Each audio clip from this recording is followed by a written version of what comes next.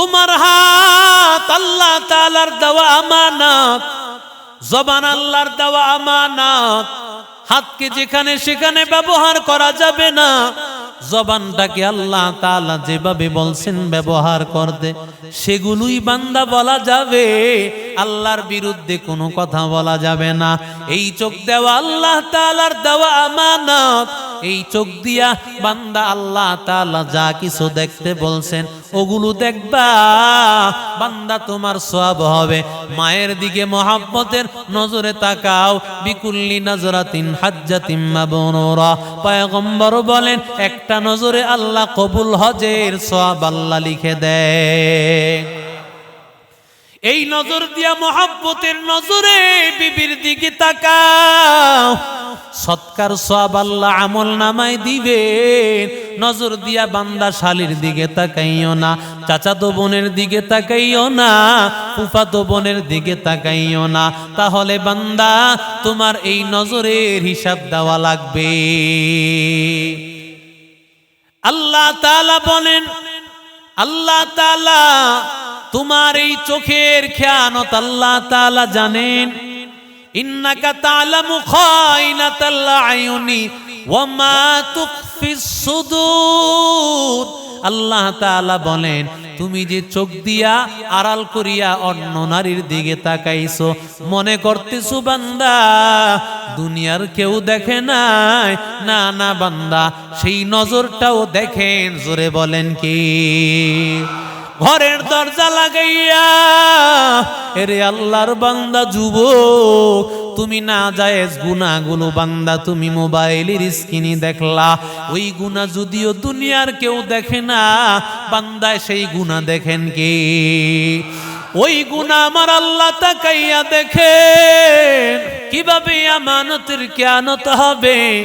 পয়গম্বর বলেন ইযা উসিদাল আমরু ইলা গায়রি আহলিহি, যখন নাকি কোনো দায়িত্ব অযোগ্য ব্যক্তির হাতে চলে যাবে, ফান্তাজিনিস সাআ, তখন তোমরা মনে করবা এটাই হলো আমানতের খেয়ানত।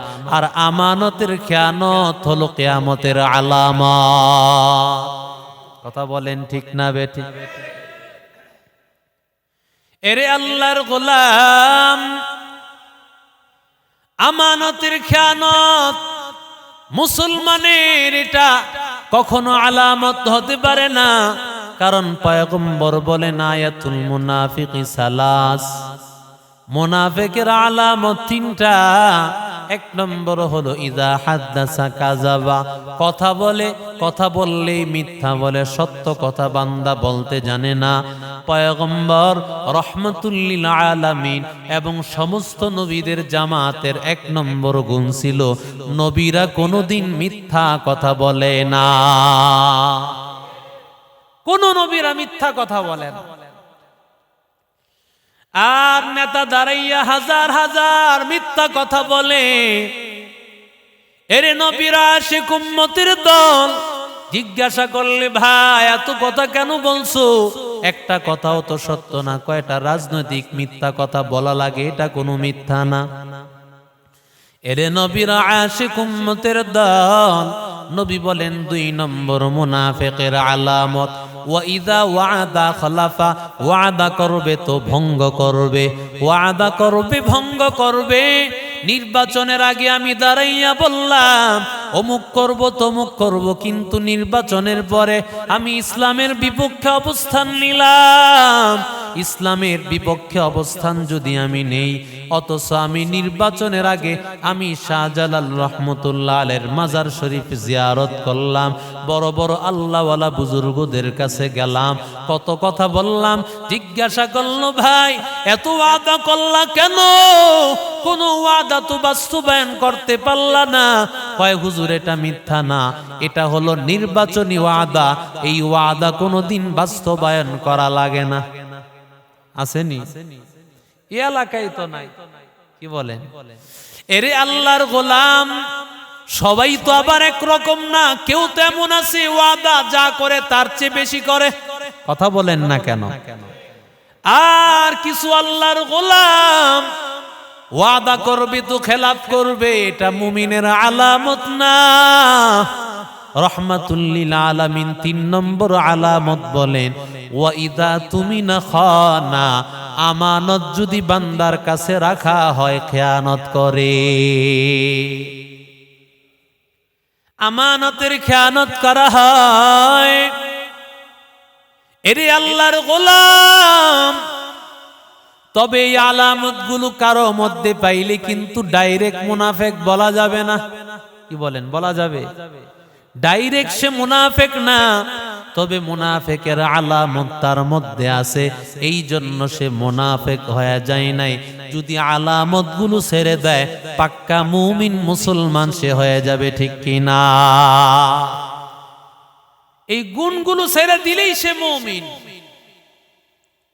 এরে নবীর আশিক উম্মতের দল, কারণ সফল মুমিনার আলামত আল্লাহ তাআলা কোরআনের মধ্যে বলেন ক্বাদ আফলাহাল মুমিনুন আল্লাযীনা হুম ফী সালাতিহিম খাশিউন ওয়াল্লাযীনা হুম আনিল লাগওয়ি মুরিদুন ওয়াল্লাযীনা হুম লিয-যাকাতি ফাঈলুন ওয়াল্লাযীনা হুম লিফুরুজিহিম হাফিজুন। এরে বান্দা, আল্লাহ তাআলা মুমিনের কিছু আলামত, সফল মুমিন কারা আল্লাহ তাআলা বর্ণনা দিতে গিয়া সূরা মুমিনের মধ্যে আল্লাহ বলেন ওয়াল্লাযীনা হুম লিআমানাতিহিম ওয়া আহাদিহিম রাউন। মুমিনের আলামত হলো আমানত রাখলে সে আমানতকে রক্ষা করবে, আমানতকে নষ্ট করবে না। আর এখন হলো এমন হালাত, টাকা যদি মহব্বত করিয়া কাউকে বিশ্বাস করিয়া দিতে পারি আর খবর নাই, কথা কয় না কেন? কর্জে হাসানা যদি দিতে পারি, একবার যদি দেওয়া যায় আর তার চেহারার দিকেও তাকানো যায় না, মনে হয় যেন ভিক্ষুক আমি আর সে হলো মালিক, ঠিক কিনা বলেন? এরে নবীর আশিক উম্মতের দল, মায়ার নবী বলেন কেউ যদি কারো কাছ থেকে টাকা নেয়, উদ্দেশ্য করেছে টাকা নিব আবার আমি আদায় করে দিব, বান্দা যখন টাকা নিয়া বান্দার টাকা পরিশোধ করার চিন্তা করে বান্দা টাকাটা নেয়, আদাল্লাহু আনহু, পয়গম্বর বলেন আল্লাহ তাআলা তার টাকা দেওয়ার ব্যবস্থা করে দেয়। ওয়ামান আরাদা ইতলাফাহা,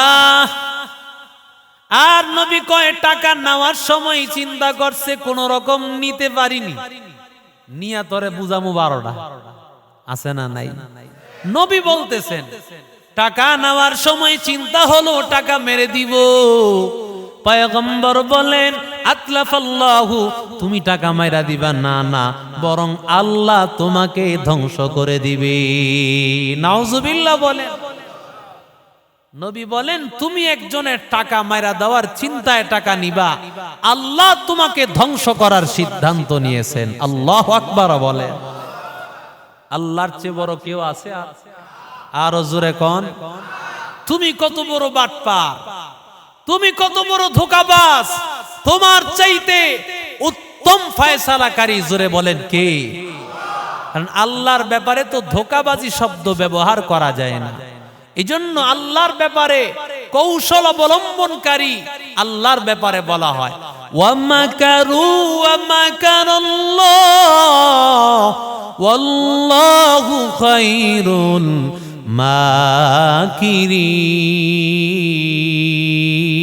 মাকিরিন। আল্লাহ তাআলা বলেন আল্লাহর সাথে তুমি ষড়যন্ত্র করো, আল্লাহর সাথে কৌশল অবলম্বন করো, মনে করো আল্লাহকে ধোঁকা দিলা, বান্দা তুমি একজনের টাকা মারিয়া বড় লোক হয়ে যাইবা না, না বান্দা, আল্লাহ তাআলা নবী ঘোষণা করেন বান্দার একজনের টাকা মারিয়া দেওয়ার চিন্তা করলে আল্লাহ তোমাকে ধ্বংস করে দিবে। আল্লাহর কাছে ছাড় পাওয়ার ব্যবস্থা নাই, কারণ আল্লাহ থেকে কিভাবে বাঁচবি? পয়গম্বর বলেন মাতলুল গনি যুলমুন, টাকা দেওয়ার সামর্থ্য আছে, এরপরও টাকা দেয় না। মাসে 7-8 লাখ টাকা তার বাসা বাড়ি বিভিন্ন ভাড়া পায়, এরপরও আমার 1 লাখ টাকা নিচে সে টাকা দিতে চায় না। কয় আমার হাতে টাকা নাই, আছে না নাই? কথা বলেন না কেন? মাসে 7-8 লাখ টাকা ভাড়াই পায়, অথচ আপনার 1 লাখ টাকা আপনার এক চরকির মতো ঘুরাইতেছে। হ্যাঁ, এমন হতে পারে টাকা নিছে, এখন সে নিঃস্ব হয়ে গেছে, ব্যবসায় মার খেয়ে গেছে, পথের ফকিরের হালত, সেটা ভিন্ন কথা। কিন্তু যদি টাকা দেওয়ার সামর্থ্য থাকা সত্ত্বেও তোমাকে টাল বাহানা করে দেই দিচ্ছি বলে, নবী বলেন এটা জুলুম, এটা বেইনসাফি, আর জুলুমকে আল্লাহ তাআলা কোনোদিন ছাড় দিবেন না। এরে নবীর আশিক উম্মতের দল, পয়গম্বর রাহমাতুল লিল আলামিন, আমার মায়ার নবী যারা টাকা মারিয়া খায় তাদের জানাজাও নবী পড়ায় না। নাউজুবিল্লাহ বলতে পারলেন না? নবী জানাজা পড়ান না মানে কি? এর চাইতে ধমক আর কিছু হতে পারে? কথা বলেন। পয়গম্বর সাহাবায়ে কেরামের সামনে বসা, উতিয়া বি জানাজা, একটা জানাজার নামাজ হাজির হয়ে গেল। পয়গম্বর ডাক দিয়া বলেন ফাহাল আলাইহি দাইনুন, তার উপর কোন ঋণ আছে কিনা? সাহাবায়ে কেরাম বলেন পয়গম্বর না না, ওর কোন ঋণ নাই। ফাহাল তারাকা লাহু মাল, সে কোনো মাল রেখে গেছে কিনা? বলে পয়গম্বর না, মালও নাই, ঋণও নাই। কথা কয় না, মালও, ঋণও নাই, তার কোনো মালও নাই। পয়গম্বর ফাসাল্লা আলাইহি, পয়গম্বর তার জানাজার নামাজ পড়ায়া দিলেন। কিছুক্ষণ পরে আরেকজনের জানাজা হাজির হয়ে গেল। সুম্মা উতিয়া বি জানাজাতিন উখরা, আরেকটা জানাজা হাজির। পয়গম্বর বলেন ফাহাল আলাইয়া দাইনুন, তার উপর কোন ঋণ আছে কিনা? সাহাবায়ে কেরাম বলেন পয়গম্বর তার উপর ঋণ আছে। কয় কত ঋণ? কয় সালাসা দানানির, 3টা দিনার আছে। কয় তাই সে টাকা রাইখা গেছে কত? কয় তারকা সালাসা দানানির, 3টা দিনার রেখে গেছে। পয়গম্বর ফাসাল্লা আলাইহি, তার জানাজার নামাজও পড়াইলেন। কারণ বান্দা, প্রথম ব্যক্তি যার টাকাও নাই, যার ঋণও নাই, সমস্যা নাই, পয়গম্বর তার জানাজার নামাজ পড়ায় দিলেন। দ্বিতীয় আল্লাহর বান্দা, যদিও তার উপর ঋণ, কিন্তু বান্দার 3টা দিনার আছে, ওই 3 দিনার দিয়া ঋণ পরিশোধ করে ফেলবে।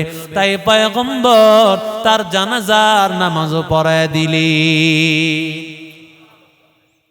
কিছুক্ষণ পরে আরেকটা জানাজা,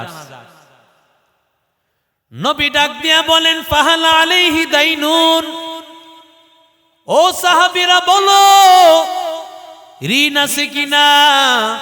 বলে পয়গম্বর হ্যাঁ, তার উপর ঋণ আছে।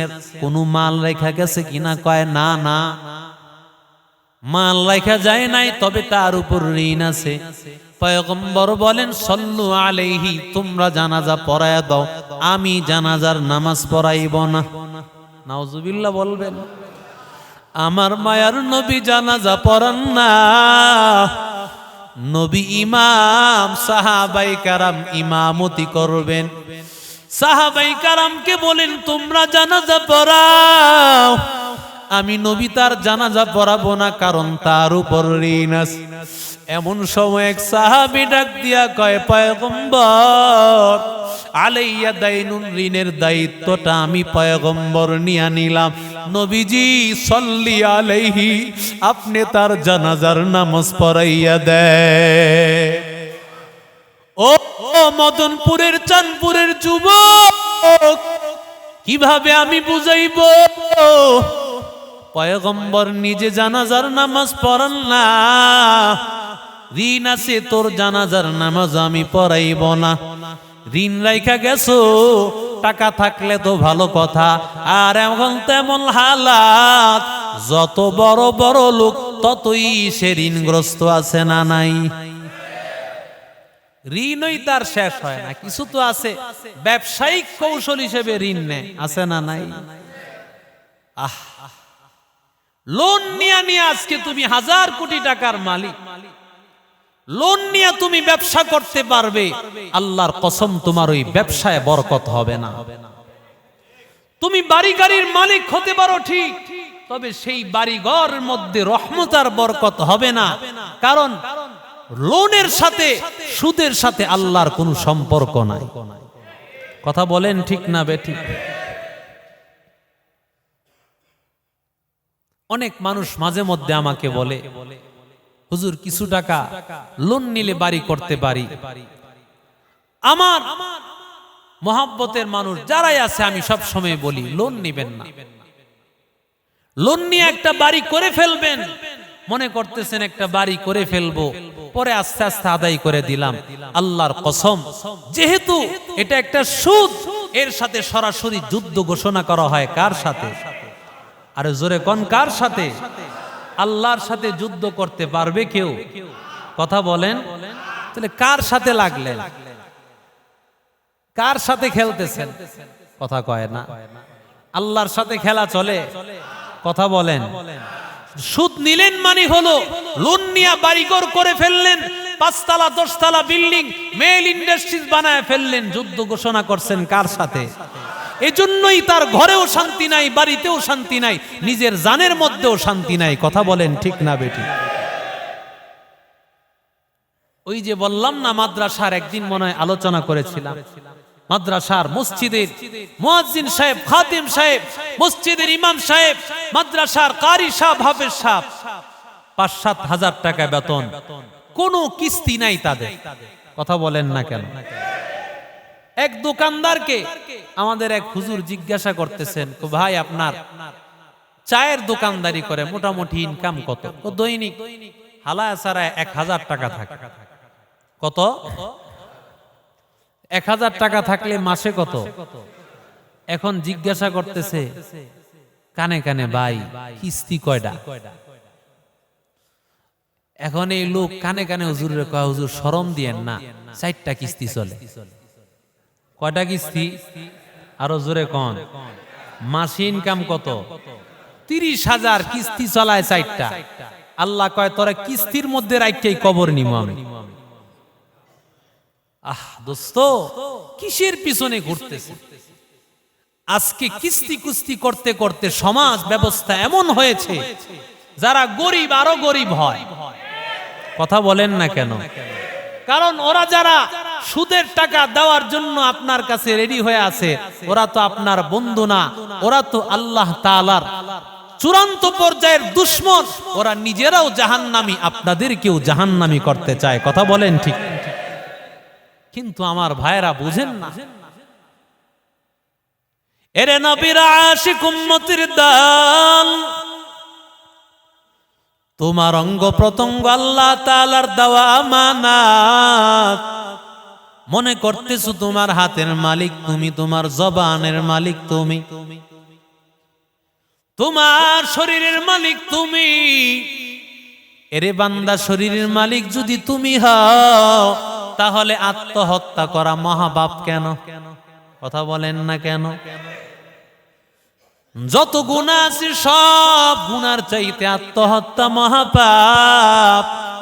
কারণ সমস্ত গুনার পরে বান্দা তোমার তওবা করার একটা সুযোগ থেকে যাবে, কিন্তু বান্দা যখন আত্মহত্যা করবা তওবা করার সুযোগ থাকবে না।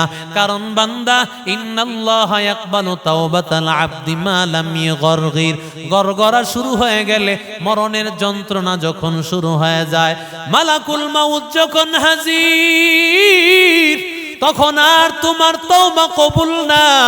বান্দা যখন গলার মধ্যে ফাঁস লাগাইয়া দেয়, ওই সময় কিন্তু বান্দা ঠিকই বাঁচতে চায়, ঠিকই বান্দা তওবা করতে চায়, কিন্তু ওই সময় বান্দার তওবা কবুল হবে না। ঠিক কি না? কেন? কারণ গরগরা শুরু হয়ে গেছে। এরে নবীর আশিক উম্মতের দল, কেন আত্মহত্যা মহাপাপ। কারণ দেহ যদিও তোমার দখলে, দেহর মালিক তুমি না, দেহর মালিক কে? এই দেহর মালিক আমার আল্লাহ। সুতরাং আল্লাহ তাআলার দেওয়া এই দেহকে তুমি যেইভাবে ইচ্ছা আত্মহত্যা করতে পারবা না। এই জন্যই তো শরীয়তের মাসআলা, বান্দা যারা আত্মহত্যা করিয়া নিজের জানটাকে দিবে, ওই বান্দার জানাজার নামাজ সমাজের ভালো ব্যক্তিরা পড়বে না, সমাজের সাধারণ ব্যক্তিরা তার জানাজা পড়ায় দিবে। আপনি বলবেন এটা শরীয়ত তার উপর জুলুম করলো। না না, শরীয়ত একজনকে দিয়া গোটা সমাজকে ঠিক করতে চায়। কথা বলেন ঠিক না? একজনের জানাজা যখন পড়বে না, তখন বাকি মানুষ ঠিক হয়ে যাবে যে না রে, এমন কাজ করা যাবে না যেই কাজের পরে জানাজাও পড়তে নবীজি নিষেধ করছে। কি বলেন ঠিক না বেঠিক? এরে নবীর আশিক উম্মতের দল, তোমার হাত আল্লাহ তাআলার দেওয়া আমানত, জবান আল্লাহর দেওয়া আমানত। হাতকে যেখানে সেখানে ব্যবহার করা যাবে না। জবানটাকে আল্লাহ তাআলা যেভাবে বলছেন ব্যবহার করতে, সেগুলোই বান্দা বলা যাবে। আল্লাহর বিরুদ্ধে কোনো কথা বলা যাবে না। এই চোখ দেওয়া আল্লাহ তাআলার দেওয়া আমানত। এই চোখ দিয়া বান্দা আল্লাহ তাআলা যা কিছু দেখতে বলছেন ওগুলো দেখবা, বান্দা তোমার সওয়াব হবে। মায়ের দিকে মহব্বতের নজরে তাকাও। বিকুল্লি নজরাতিন হাজ্জাতিন মাবরুরা, পয়গম্বর বলেন একটা নজরে আল্লাহ কবুল হজের সওয়াব আল্লাহ লিখে দেয়। এই নজর দিয়া মহব্বতের নজরে বিবির দিকে তাকাও, সৎকার সওয়াব আল্লাহ আমল নামায় দিবেন। নজর দিয়া বান্দা শালীর দিকে তাকাইও না, চাচাতো বোনের দিকে তাকাইও না, ফুফাতো বোনের দিকে তাকাইও না। তাহলে বান্দা তোমার এই নজরের হিসাব দেওয়া লাগবে। আল্লাহ তাআলা বলেন, আল্লাহ তাআলা তোমার এই চোখের খেয়ানত আল্লাহ তাআলা জানেন। ইন্নাকা তা'লামু খাইনাতাল আয়ুনি ওয়া মা তুখফিস সুদূর।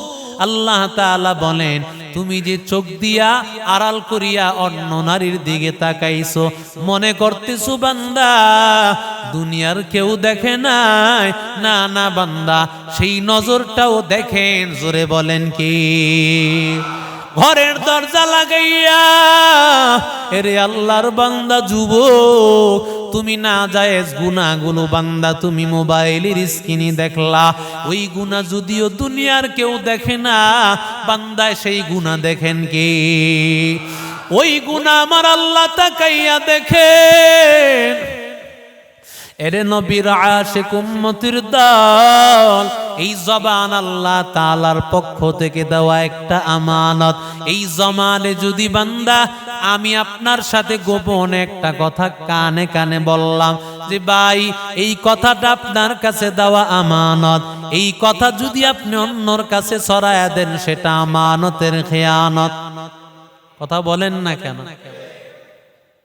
আর এখন যদি কোন রকমে বইলা যাইতে পারেন, কানে কানে একজনের কানে কানে বইলা গেছেন, ঘরে যাওয়ার আগে দেখবেন চাঁদপুর এলাকায় সব খবর হয়ে গেছে। কথা কয় না? আর যদি কোন ভাই এই কথাটা কারো কাছে কইস না, মনে করেন এইটাই আপনার ভাইরাল হয়ে গেছে। কইস না মানে হ্যাঁ মাইক, এখন বলবে কইস না কেন কইলো, তার মানে কি আছে? রহস্য আছে। সে আস্তে আস্তে হেও আর একজনের কয় ভাই এই কথাটা কিন্তু কারো কাছে কইস না। এইভাবে কইস না কইতে সারা এলাকা খবর। কথা কোন ঠিক না বেঠিক? এলাকায় তো এরকম হালত নাই, ঠিক না? এলাকার মানুষ ভালো। সাহাবী রাসূল করিম সাল্লাল্লাহু আলাইহি সাল্লাম মদিনা আসার পরে বনি কুরাইজা, বনু নাজির, এদের সাথে নবীজির একটা চুক্তি হয়েছে যে এদের কোন শত্রুর বিরুদ্ধে, শত্রুরা যখন এদেরকে হামলা করবে, নবীজি সাহাবাই কারামরা ওই শত্রুকে সহযোগিতা করবে না। আবার নবীর বিরুদ্ধে যারা অ্যাকশন নিবে তাদেরকেও এরা সহযোগিতা করবে না। কিন্তু এরা হঠাৎ করে পাল্টায় গেছে। বনু কুরাইজা, বনু নাজির, এরা একবার হঠাৎ করে কাবা ঘরের দেয়ালের সাথে তাদের বুক লাগায়া ওয়াদা করছে, কয় নবীকে আমরা মদিনা থেকে চিরতরে বিদায় করে দিব। চিন্তা করেন, যেই কাবা ঘরের সম্মান আল্লাহ দিয়েছেন নবীর কারণে। কথা বলেন ঠিক না বেঠিক? এই কাবার সম্মান তো নবীর কারণে। সেই নবীরে নাকি উঠায় দিবে। 15,000 লোকজন এরা রওনা করেছে, নবীর বিরুদ্ধে আসবে। এদের মধ্যে 4,000 হলো এমন, এদের একজন 1,000 সৈন্যের মোকাবেলা করতে পারে। কি বুঝলেন সৈন্যবাহিনীর হালতগুলো কেমন? 15,000 ব্যক্তি মোকাবেলার জন্য রওনা করেছেন, আবার এর মধ্যে 4,000 স্পেশাল, 4,000 এমন যে একজনই 1000 মানুষের মোকাবেলা করতে পারে। কথা যে একটা আমানত, এই ঘটনাটা আমি আপনাদেরকে বুঝাতে চাই। দেখেন, রাসূল করিম সাল্লাল্লাহু আলাইহি সাল্লামের কাছে যখন এরা আসতেছে, নবীজি বড় পেরেশান হয়ে গেলেন। কারণ সাহাবাই কারামের দল হলো মাত্র 3 থেকে 3,500। বিপরীত দল কতজন? কথা বলে না। মুসলমানের দল হলো 2,500, আর ওরা হলো 3,000, 3,500, ওরা হলো 15,000। নবীজি পেরেশান হয়ে গেলেন, কি করবেন? হযরত আয়েশা সিদ্দিকা বলেন, নবীজি 1 মাস পর্যন্ত বিছানায় পিঠ লাগাইতে পারে নাই, শুধু টেনশন আর পেরেশান। এত টেনশন ছিলেন নবীজি। সাহাবীদের সাথে পরামর্শ শুরু করে দিলেন, কি করা যায়? তখন সালমান ফার্সি পরামর্শ দিয়েছেন, নবী, আমি পারস্য দেশে আমি সেখানে দেখতাম যুদ্ধ করার সময় তারা একটা কৌশল অবলম্বন করত, পরিখা খনন করা, গর্ত খনন করা। এই গর্ত খনন করে যখন আপনি একটা ব্যারিকেড দিয়ে দিবেন আমাদের চতুর্পাশে, হেরা যেদিক দিয়ে আসতে যাইবে পারবে না এই গর্তের কারণে। নবীজি চিন্তা করলেন, হ্যাঁ, পরামর্শটা তো খারাপ না। 3.5 মাইল ব্যাপী, 10 হাত গভীর, 15 হাত প্রশস্ত। সুবহানাল্লাহ বলেন। যারা বাইতুল্লাহ গিয়েছেন, এখন ওই জায়গাগুলোতে মসজিদ আছে, আছে না নাই? খাইবারের ওইখানে কিছু মসজিদ দেওয়া হয়েছে, যেই জায়গাগুলোতে নবীজি পরীক্ষা খনন করছেন। হুবহু ওই জায়গাগুলোতে তো দেয় নাই, একটা নিদর্শন রেখে দিয়েছে। যেই জায়গায় গর্ত ওই জায়গায় মসজিদ হয়েছে, বিষয়টা কিন্তু এমন না। তো রাসূল করিম সাল্লাল্লাহু আলাইহি সাল্লাম 3.5 মাইল ব্যাপী এই পরীক্ষা খনন, 10 হাত গভীর, 15 হাত প্রশস্ত, 10 হাত জায়গা, 40 জন সাহাবীকে দায়িত্ব দেওয়া হয়েছে। সুবহানাল্লাহ বলতে পারলেন? 10 হাত জায়গা, 40 জন সাহাবী, তোমরা কাজ করবা। সবাই কাজ করতেছে। এমন হালত, সাহাবী নিজের পেটের মধ্যে পাথর বাঁধছে। নবীর কাছে আসিয়া বলেন, পয়গম্বর, ও নবী, পেটের মধ্যে পাথর, ক্ষুধার কারণে এত ক্ষুধা লেগে গেছে পয়গম্বর। কারণ ওই সময় ছিল প্রচন্ড শীত, আবার অন্যদিকে ছিল বান্দা। ক্ষুধার তাড়নায় প্রচন্ড কষ্ট হয়। এরে নবীর আশিক উম্মতের দল, অন্যদিকে খেজুরগুলো পাকতেছিল, আমার নবীরও বড় কষ্ট হয়। সাহাবী গিয়া যখন নবীর জিজ্ঞাসা করবেন, তাকায় দেখেন নবী ধুলায় এমন হয়ে গেছে, আমার মায়ার নবীর চেহারা চিনতে পারা যায় না।